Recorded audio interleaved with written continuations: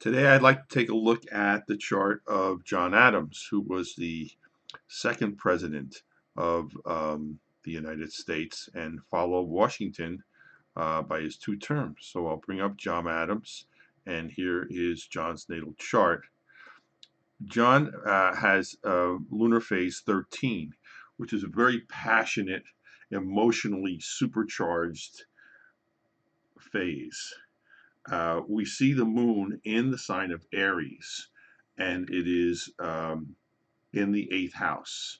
So here you have a very passionate, single minded individual that's driven by his own convictions. There's that moon in Aries, um, and it's in the eighth house, which has to do with um, power, being able to be effective inside of competitive environments, being able to transform, being able to overcome certain passions and so forth.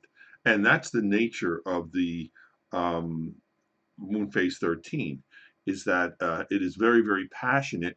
And at the same time, there's a need for the person to be very focused on what they're experiencing and to be able to eliminate any blockages or anything that would get in their way of being able to express themselves very openly and with vigor and with excitement, etc. And Adams had a reputation of being really, really very, very strong individual.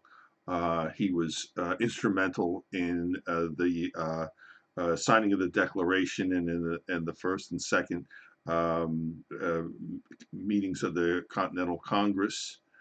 He was a lawyer. Uh, he was a diplomat. He was a philosopher, and his writings were very influential prior to the Declaration. What we see is the sun is in the second house in the sign of Scorpio. So here is someone who really uh, has a major issue concerning ownership and property and control.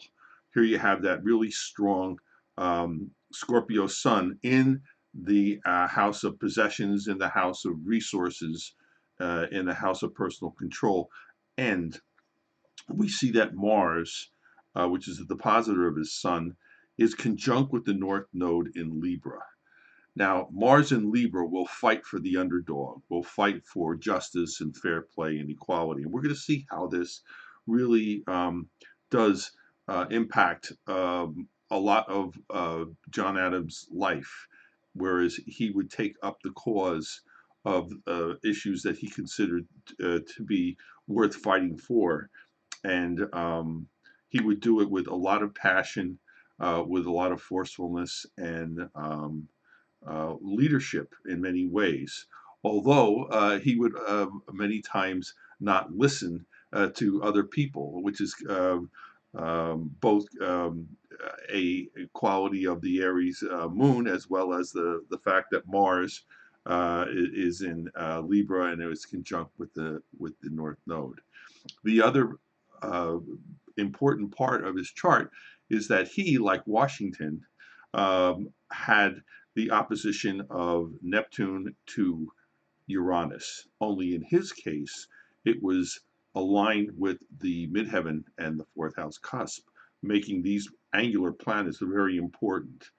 So the idealism of Neptune in Gemini on his midheaven uh, was evidenced by his opposition to the heavy handedness of the British Empire. And he was very, very outspoken against the Stamp Act and many other acts. And he was very instrumental in writing materials that were widely circulated in Massachusetts and contributed to the awareness of the injustices that were going on. At the same time, he was someone who felt as though, with the Uranus on the fourth, that his personal freedoms were at stake, and it was not simply a matter of the idealism that's associated with Neptune, but also with the sense of community and logic and independence that the Uranus, basically symbolized. Now, the other thing is that Adams was uh, of the opinion that the democracy was very, very risky. That he did not like unbridled democracy. He was afraid of mob rule, and at the same time, he was also afraid of the oppression from despotic governments. So he kind of had to straddle these two issues, and philosophically, he was able to do this in many of his writings, and he tried to strike a balance between the two opposing factors, and so that he comes across as one of the powerhouses of the founding fathers. So here's John, very impassionate, sort of spontaneous, and with that Aries moon, but in the house of Scorpio, in his eighth house. So willing to take upon big challenges, get involved in entanglements and so forth. And we see how that really played out in his presidency. So let's take a look at the timeline. Here he attends Harvard. Although he was not from a wealthy family, he was able to go to Harvard and graduated at an early age. And as we see here, this Mars is forming conjunction with the seventh house cusp. We have Uranus configuring with Mercury, and also with Saturn and Neptune and Pluto. So, it was kind of, an initiation of sorts into classical studies. He was very focused on Roman um, history and politics and so forth. So, unlike Jefferson, who was more attracted to the Greek, he was definitely more involved in the study of the ancient culture of Rome, and took a lot of his ideas about democracy and government from those ancient writings. Here we have um, him beginning his law studies. In the interim, he had um, uh, taken on a job as a school teacher in order to raise the tuition that he needed. And we see that Mars, in this particular case, is now over on his ascendant, having recently crossed over the ascendant. So he's beginning his law studies. And as we see, Pluto is forming a sextile to his Mars, and Jupiter is conjunct with the Mars. So, he has that sense of wanting to develop the sort of background that he's going to need in order to launch a successful law practice. So, going to 1762, he begins work as a superior court barrister. As we see at this point, Mars is conjunct with its natal Mars. So a lot of times Mars will tell us how things are going in terms of um, career, in the sense of what you're fighting for, where you're expanding all your energy, where you're putting your energy into. So here we have a Mars conjunction, and it's conjunct with Pluto, having recently crossed over his natal Mars, which is not that far from there. And Uranus is configuring with Mercury. Jupiter is opposite to the Sun. It's forming aspects to Uranus. So here we have him now beginning his career as a lawyer. And although it took him a while to get off the ground with that, he became one of the most sought after lawyers in Massachusetts. And people really recognize that real strong sense of being able to make his arguments. The fact that the sun is in the second house made him very powerful in the sign of Scorpio, and having the moon up there in the eighth house, so litigations and so forth, decisions making. He was a natural at that. And we see Saturn, having both Saturn and Jupiter having entered into that house, energizing it. He marries Abigail, and she was an intellectual. Unlike many of the women from her time, although she supported Adams and was separated from him for many, many years during their course of their marriage. She has some 2,000 letters of correspondence that are very revealing as to the type of relationship they had and the events that were going on during their lifetime. So here's like a lifetime companion. Now that lunar phase 13, it's really important for them to find somebody who can tolerate them because they really want to do everything they possibly can with their life. And she was very tolerant and supportive in that regard. So uh, you can consider his marriage to Abigail as an intellectual companion and equal. He would basically get feedback from her that he would take seriously, which is not something that he would do with a lot of people in his life. He was kind of headstrong in that regard. And we see here that the Uranus uh, is coming into a conjunction with the moon. So she's now going to be part of his life. And that's a big deal. So, right after that, he begins his public criticism of the English policies that followed the French and Indian War, where they were creating the Stamp Act and a number of other taxations on the colonies to uh, basically pay off the debts that were incurred during the French and Indian War. And the reason they were angry about this was that there was no representation. They never were consulted. There was a committee over in England that would just basically make their decisions independently, and the next thing you know, they had to pay tax and use paper that was stamped by the English government on any official document. And it even came down to playing cards. So here he is, kind of speaking out in public. We see Saturn at that point had crossed over, from his first Saturn return is up in the ninth house, and he's really going public on a lot of these issues. Saturn is forming a semi-square to the moon. Here we have Jupiter is configuring both with Venus and Mars, and the node. And Pluto, Pluto is forming a sesquiquadrate to his Chiron. And Chiron is also rather close to Saturn and in the sign of Taurus. So this whole idea of stewardship and the second house and being able to manage resources is one of his greater qualities, as he was able to really get into those negotiations, handle responsibility, handle resources. He's very good at doing all that. So, in a surprise to everyone, he defends the British in the trial of the soldiers that murdered 5 patriots during the Boston Massacre.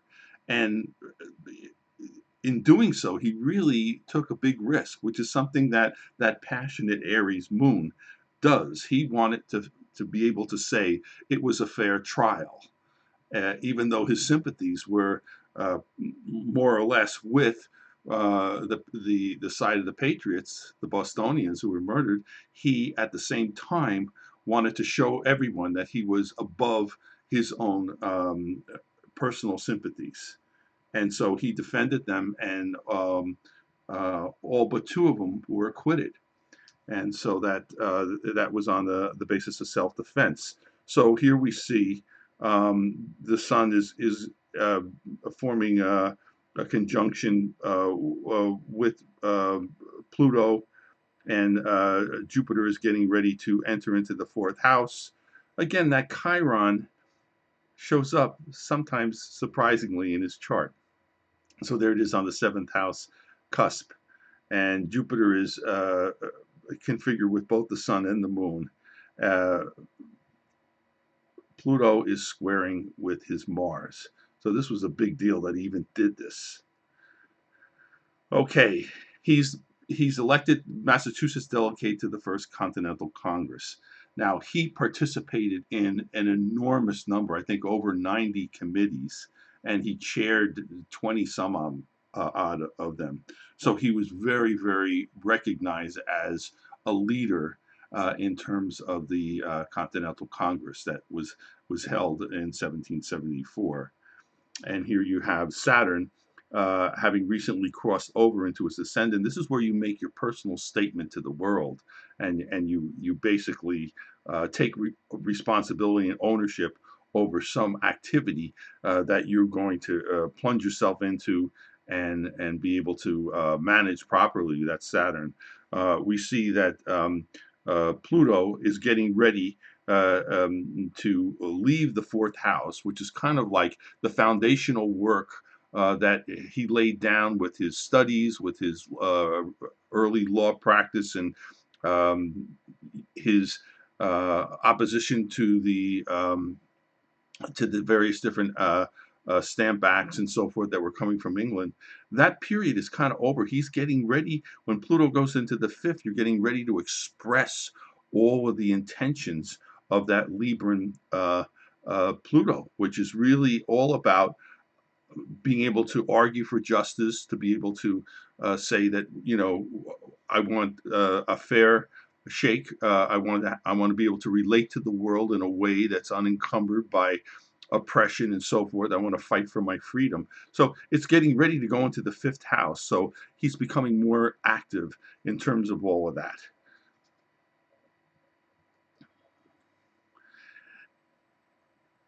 In 1776, a few months before the Declaration of Independence was signed, he publishes his Thoughts on Government, which is a pamphlet that was widely circulated in Massachusetts as well as the other colonies. And he argues the case for independence from England. Interestingly enough, this is one of the most powerful statements that he ever makes publicly. And it was very popular and it was very influential. Here we see that Saturn is now right on top of that Mars North Node. And Pluto is really in that fifth house, and Jupiter is right on top of his midheaven. Uh, so here he is kind of coming out in terms of his philosophy, in terms of the guiding principles that he is going to take on as the revolution proceeds. And we see that that idealistic Neptune, which was up on his midheaven, is now starting to impact his ascendant. It's almost conjunct with his rising sign. And so what you see is that he's taking action on a lot of these concepts and so forth by publishing his philosophies. He was a great orator, but not quite as good a writer as, let's say, Jefferson, who was more fluid. But many people prefer his style of writing because it's very direct and assertive, as you would expect from somebody who had that phase 13 Aries moon. And so here he is publishing those thoughts on government. Straight away after that, we see that he, along with Adams and Franklin and two other members, drafted Declaration of Independence. Mars is conjunct with his ascendant. That Neptune is again straddling the ascendant. Saturn is still close by to all of that Mars North Node configuration. So it's just another extension of what he believed in. He's now, taking action on it. Mars, his depositor of his sun, hits the midheaven. Okay, he sails to Paris in 1778 on a ambassador capacity and meets with Franklin as well. And so here, Mars at this point is now over on his seventh house. So now he's going over to Europe to try to influence the French in seeking aid and acquiring some very needed loans. He's a natural at all of that. We see Saturn is conjunct with his retrograde Venus during this time. So it's a time when he's going to have to uh, be aware of the diplomacy and so forth. He's much more a stiff, assertive personality as compared with the very fluid Franklin, who would really be able to move in and out of different circles and be able to make his case with the High French court. Uh, Adams was seen as a little bit more stiff and not as well, equipped for that sort of fancy footwork that you had to do with the French. But here in 1782, he obtains a loan of 5 million guilders from the Dutch. So again, his strength is being able to drive those hard bargains, to be able to get the cooperation from people. We see both Saturn and Jupiter over in his fourth house, so that he's able to get cooperation, be able to relate to the Dutch, be able to speak in terms that they can understand, and present the United States as a wise investment at this point in 1782. The prospects of the United States being able to repay the loan he can use that to his advantage. And so here he is, working out, one of his big strengths, and that is the management of resources. There's that house, second house with the Scorpio sun in it. He is named the first U.S. minister to Great Britain in 1785. And at this point, what we see is that um, Neptune is going to be conjunct with his Mars, which again, this Neptune, this idealism, the sense of loyalty towards the ideals of the revolution, he's going to have to start to negotiate this stuff, be able to deal with the English.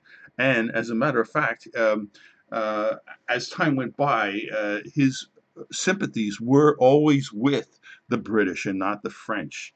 And this was one of the things that we're going to see as time goes by, even though it was the French that really, without their help, we would have never won the war of the Revolution.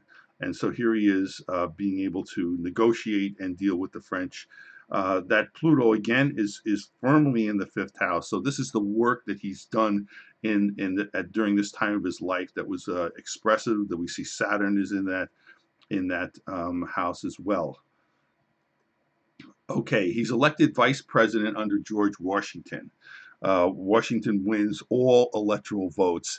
Adams comes in as number two, and as such becomes his vice president, which he will do again during Washington's second term. So we see here that Pluto is forming a square to Venus, and Jupiter is forming squares to the moon. We see that Neptune is trining his midheaven. So again, that idea that this idealism is starting to work its way through that second house, which is such a powerful house for him. Just by way of that transit of the sun, which is never really, it's a trigger more than anything else. But the sun at that time was conjunct with the seventh house.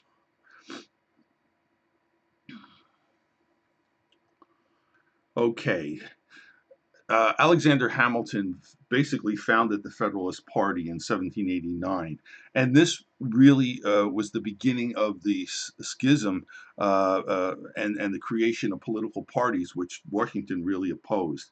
Adams was firmly on the side of the Federalists and became a Federalist, whereas Jefferson had the opposite opinion, and they formed what confusingly was called the Republican Democratic Party. And the Federalists were more centered in the North. They felt as though the banks were the future investments, whereas Jefferson's idea of the United States was that it would remain an agricultural-based nation. And they had a very different view of where the country was going. So that was the beginning of the split. And what we see is Saturn is forming its conjunction and getting ready to go into the seventh house, so that his loyalties and his affiliations are with that Federalist Party. Interestingly enough, that Chiron shows up again right up on top of his midheaven. So the idea of stewardship is prominent. He was more concerned with being able to control things. And the Federalists were more concerned with a central government, whereas the Jeffersonians were more concerned with states' rights. So here you have that control issue showing up again. There was a Jay Treaty that was signed in 1794 prior to him becoming president. But what this did was it basically ushered in about 10 years of prosperity because of its uh, good treatment of England. And it really incensed the Jeffersonians.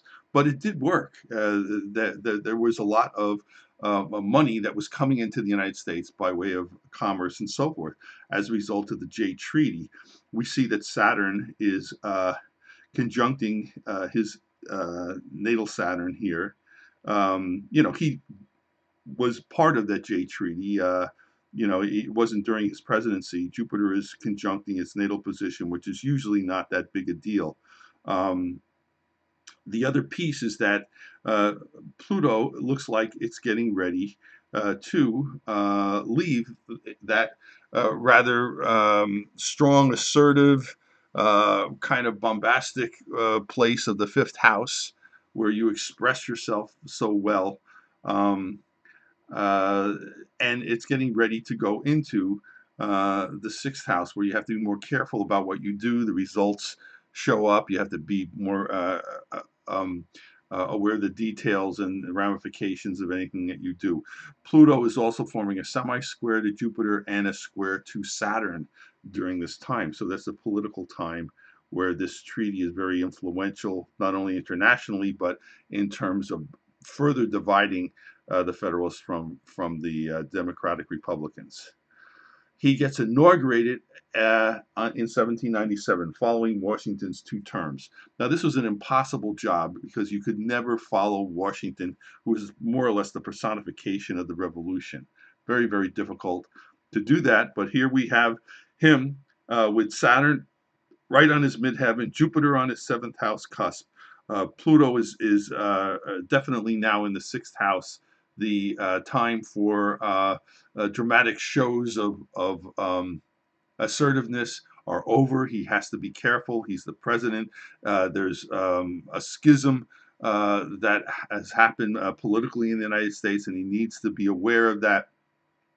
The French are really angry about the way that we've been favoring the English, and this will cause him all kinds of problems during his presidency. Pluto is squaring his Mercury during his inauguration. Uh, there's going to be issues that are going to be difficult to contend with. Okay, so the French American crisis. There was a quasi war between the United States and France during this time. They were really angry about how we were favoring England, and particularly by the hands of the Federalists. It never really emerged into a full blown declaration of war, and that is thanks to Adams. That Adams didn't want to go there, and again, this idea of him trying to rise above his passionate nature. Everything in him probably said attack. Here you have Mars right on the top of his chart, conjunct with the midheaven. Saturn is over in the 10th house, and it was a real crisis. The Federalists were, you know, favoring the English side, and France was really angry because they felt as though they had helped us achieve our independence, and here we are, going back to the English, and so that there was some maritime issues that started to crop up, especially at sea. There was, different attacks of one vessel to another, and it was a volatile situation, and he did not escalate it. Probably cost him the election. Uh, Now, the XYZ affair was the result of having diplomats sent to France to try to figure all this out, and the French wanting to a bribe in order to speak with these American diplomats. Now, this was something that always happened in Europe. This is how they did things. You want to talk with me? This is how much it costs. And that's just how it worked. However, it looked completely different from America because here we were, you know, naive in many ways as to the various intricacies of European politics, and so this whole thing blew up way out of proportion. Here we have um,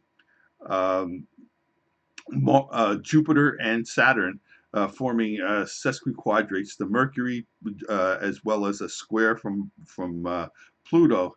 So it was a scandal in the United States that this even happened, and really weakened uh, this whole issue concerning the French.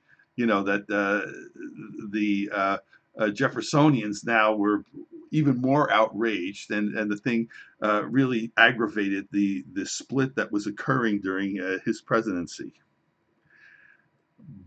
Um, he appoints. In the middle of all this, he appoints a governor to the Mississippi Territory. Now, keep in mind that this is before um, the Louisiana Purchase, but he assigns a Federalist down into the South. Now, this is where the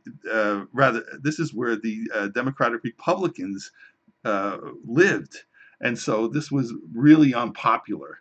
And again, another incident that was causing more consternation. What we see is Pluto is forming a sesquiquadrate to Mars. Neptune is sesquiquadrate to its position. It was not a very good move. Um, at least it didn't work out. It definitely and Jefferson quickly removed him as soon as he became president. The Alien and Sedition Acts were kind of the straw that broke the camel's back for John Adams. Although he did not write them, he did sign them into law. And what they said was that it made it very easy to get rid of people who were considered to be working against the interests, especially a foreigner working against the interests of the United States. The other piece of it, the sedition piece, said that it's against the law. It is a crime to criticize the United States. And this again was something that was seen as a opposition to First Amendment rights. And so here you have Adams weighing in on this, and he's already kind of heavy-handed in terms of the way that he deals with democracy. He doesn't like the rule of the mob. He signs this thing, although, like I said, he wasn't involved in its in the law, actually the writing of the law or promoting of the law, but he did sign it in, so he kind of like took the heat for it, and it was a very, very unpopular um, document, and it was kind of in response to the XYZ affair in part. Here we have that Mars is right around, the transiting Mars is right on top of his Pluto, which at this point is in Pisces, and it's in his sixth house. Adams would later say that this was the worst decision that he made during his presidency, and probably was the reason why he did not get elected. Uh, the conflict with the French still continues. There was a naval encounter where the U.S. Constellation captured a French ship during this time. Here you have Uranus, starting to form a conjunction with the ascendant. Pluto is forming that sesquiquadrate to Mars. Saturn is squaring the moon. Uranus is forming a semi-square to the sun and squaring its natal position. So this was kind of like the worst time for that French opposition. Finally, in 1799, the Treaty of Amity kind of closed down this whole affair with the French and came to an agreement, and did so without any declaration of war, much to Adams' credit. Although at this point, the damage really had been done. We see that Uranus is still squaring its natal position. Saturn trines with Mercury, so that this is kind of the agreement that kind of was able to put a stop to a lot of the problems. Mercury is squaring um, Pluto in this regard as well. So this is finally the resolution of that quasi war that they had. Washington becomes a capital. Adams was the first president to be able to have residence, although there was no furniture or it really wasn't ready entirely. But at that point, Uranus is almost on top of his ascendant. We see Neptune is conjunct with Venus, and Mars is going into his seventh house. So here he was towards the end of his presidency, and it was almost ready, but not quite. He retires from the presidency in the spring of 1801. Uranus, at that point, has crossed into his first house. Saturn is squaring his Venus, which is kind of like the end of his presidency. He was a one-term president. Um, he His Jupiter is squaring Pluto. So and Pluto is semi-squaring the moon. So that's it. He is done. He will spend the next 25 years writing correspondence with Jefferson and various different local activities in Massachusetts. But his life on the big political stage is pretty much over at this point. Going to 1826, he dies on the same day as Thomas Jefferson, exactly 50 years after the Declaration was signed. And here we have Mars right on top of his sun. We have Neptune forming a semi-square to his Venus, and Saturn is conjuncting his Neptune during this time. Um, it's a long life that he finally, at this point, his Pluto would be in the seventh house, and interestingly enough, forming um, a in conjunct with his sun, and the days of him having to worry about all the different things that the uh, the sixth house Pluto, required of him, more attention to details. That's well behind him. In those 25 years, Pluto has finally gone up into the seventh house. He reconciled himself with Jefferson to a great extent, and here they are, the two founding fathers, and they passed on the same day. Okay, so that's basically it for John Adams. A real powerhouse, and sometimes overlooked with the XYZ affair and the trouble with France and so forth, and the contentious split into political parties. Somehow he kind of gets lost, but he was very, very influential and really was one of the powerhouses of the founding fathers.